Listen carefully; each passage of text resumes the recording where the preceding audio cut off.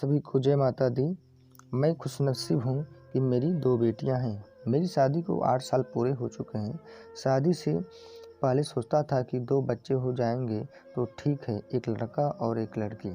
शादी के पहले साल हमको बहुत उत्साह दिखा जब घर में एक नए मेहमान के आने से पता चला।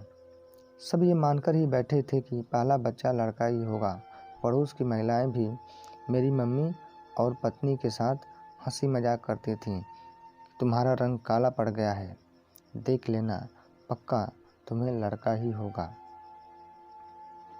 पत्नी ने बताया कि उसे मिट्टी खाने का मन करता है, तो इस बात को भी सभी ने लड़के से ही जोड़ लिया। पापा भी खुशी से कहा करते हैं कि पोते को कंधे पर बैठाकर घुमाने लेकर जाऊंगा, उसके साथ खूब शरारतें करूंगा। जब डिलीवरी का टाइम आया तो रात को पत्नी को हॉस्पिटल में एडमिट कराना पड़ा। उसे दर्द ज़्यादा बढ़ गया था, तो डॉक्टर मैडम ने बोला देख लेते हैं, अगर नॉर्मल डिलीवरी हुई तो ठीक, नहीं तो ऑपरेशन करना पड़ेगा। और सुबह उन्होंने कहा कि ऑपरेशन ही करना पड़ेगा। ऑपरेशन थिएटर से बच्चे की रोने की आवाज़ आई तो किसी ने सूचना दी कि लड़का हुआ है। उस वक्त वहाँ मेरे साथ मेरी मम्मी और मेरी सास मौजूद थीं। सब खुश हो गए और मेरे सर पर हाथ फेरने लगे। फिर जब किसी ने सही सूचना दी कि लड़की हुई है तो हम सब के चेहरे के हाव भाव थोड़े बदल गए, क्योंकि उस समय अपने सामाजिक परिवेश के चलते वही सोचा कि काश पहला लड़का हो जाता तो कितना अच्छा होता। लड़की होने पर एक उदासी सी छा गई थी। किसी को ज़्यादा फ़ोन करने का भी मन नहीं कि लड़की हुई है। किसी ने फ़ोन किया तो अधूरे मन से बताया कि लड़की हुई है। जवाब मिलता कोई नहीं, सब ठीक हो जाएगा, अगली बार लड़का ही होगा। जब मेरी पत्नी और बच्चे को हॉस्पिटल के कमरे में लाया गया और जब मैंने अपनी बेटी को देखा तो उस वक्त मन में कोई सवाल नहीं था कि ये लड़का है या लड़की, बल्कि अपने पिता बनने पर बहुत अच्छा महसूस कर रहा था। एक अलग सी खुशी थी जिसका एहसास शब्दों में बयां नहीं किया जा सकता। अगले ही पल माँ ने बच्ची को देखते हुए बोला, अरे इसका तो एक पैर मुड़ा हुआ है। सबको बहुत तकलीफ हुई कि लड़की हुई, ऊपर से पैर भी दिक्कत भी। इससे दिमाग में कुछ अलग सी बात चलने लगी इसके भविष्य को लेकर। लेकिन फिर डॉक्टर ने घर वालों को बताया कि गर्भ में बच्चा उल्टा होने के कारण पैर ऐसा लग रहा है, यह कुछ दिनों की मालिश में ठीक हो जाएगा। हॉस्पिटल के बिल्कुल सामने एक काली माता का मंदिर था। मैं मम्मी के साथ उस मंदिर में गया और अपनी बेटी की खुशियों और सेहत के लिए दुआ और पिता बनने की खुशी में बेटी के जन्म पर एक कविता भी लिखी, जिसका शीर्षक था मेरे घर में आई एक नन्ही परी। पहले बच्चे के साथ हंसते खेलते 2 साल का टाइम कब निकल गया पता ही नहीं चला।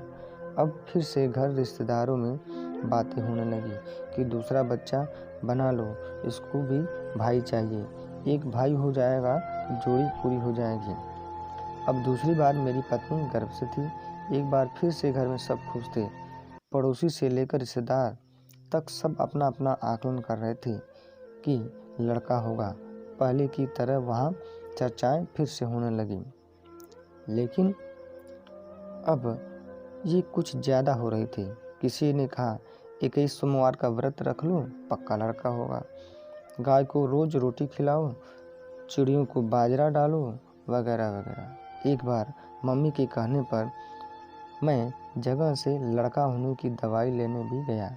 किसी रिश्तेदार ने कहा था कि उनकी दवाई जिसने भी खाई पक्का लड़का ही हुआ। इन चीज़ों में मेरा कभी विश्वास नहीं रहा, लेकिन मेरी पत्नी और मम्मी की जिद के चलते मैं भी ले आया। उन्होंने कुछ दवाई दी, कुछ उपाय बताए जो घर आकर मैंने उनको बता दिए। मेरी पत्नी को हो या मम्मी, दोनों को यही लग रहा था कि अब पक्का लड़का ही होगा। घर में मैं सबसे बड़ा था, पहले शादी हो गई थी तो वंश आगे बढ़ाने की उम्मीद भी मुझसे ही की जा रही थी। 15 अगस्त का दिन था। मेरी पत्नी को हॉस्पिटल ले जाया गया, जहां मेरा और मेरी पत्नी का परिवार भी मौजूद था। डॉक्टर ने बताया कि दूसरा बच्चा भी ऑपरेशन से ही होगा और सब बेसब्री से इंतज़ार करने लगे। फिर जैसे ही सूचना आई कि लड़की हुई है तो वहाँ खड़े सभी लोगों ने मुझे गले से लगा लिया और मुझे सांत्वना देने लगे कि कोई बात नहीं बेटा, इन बहनों को भगवान एक भाई जरूर देगा। मेरी पत्नी को जब ऑपरेशन थिएटर से हॉस्पिटल के कमरे में ले जाया जा रहा तो उसकी आंखों पर जमे आंसू साफ दिखाई दे रहे थे। होश में आने पर उसने बताया कि उसने ऑपरेशन थिएटर में ही डॉक्टर की बात सुन ली थी कि लड़की हुई है, और इतना कहकर वो जोर जोर से रोने लगी। वो कभी अपनी माँ के गले लगकर तो कभी मेरी माँ के गले लगकर रो रही थी और सब उसे हौसला दे रहे थे। कुछ ज़रूरी सामान लेने जब मैं घर जा रहा था तो रास्ते में सबने पूछा कि क्या हुआ। लड़की के जन्म के बारे में पता लगने पर वो मुझे सांत्वना देने लगे। जिन्हें पहले से पता था वो अफसोस जाहिर करने लगे। उस वक्त लड़की के जन्म का मुझे दुख नहीं था, बल्कि दुख हो रहा था लोगों की सांत्वना देने से, जैसे कोई बड़ी दुर्घटना मेरे साथ हो गई हो। उनकी बातें सुनकर 2-3 महीने तक एक अलग ही तरह की उदासी छाई रही। जहाँ पहली बेटी का नाम उसके जन्म से पहले ही सोच रखा था, वहीं इस बेटी का नाम रखने तक का मन नहीं किया। मैं भी समाज के उन तमाम लोगों की सोच का शिकार हो चुका था, जहाँ समाज में बेटियों के जन्म पर पाबंदी, जो सोचते हैं कि अगर किसी औरत ने लड़की को जन्म नहीं दिया तो वो अधूरी है, अगर बहनों का भाई नहीं तो वो कमज़ोर है, लड़के के बिना वंश नहीं, उक्ति नहीं मिलेगी, चिता को कौन आग देगा, वगैरह वगैरह। शायद उसमें उनकी भी गलती नहीं, हमारी सामाजिक रूढ़ियाँ ही इतनी गहरी जमी हैं कि उन्होंने सबको इस मजबूरी को जकड़ लिया है। कोई उनसे बाहर आने के बारे में सोचता भी नहीं है। बेटियां के बचपन में महीने और साल बीतते गए, मैं उनके साथ हंसा रोया, मैं कभी उनका घोड़ा बना तो कभी उनके लिए जोकर, कभी उनके लिए टॉफ़ी लाया तो कभी खिलौने। किसी को अगर बुखार या खांसी होती तो रात को ना उनकी मम्मी सो पाती और ना उनके पापा।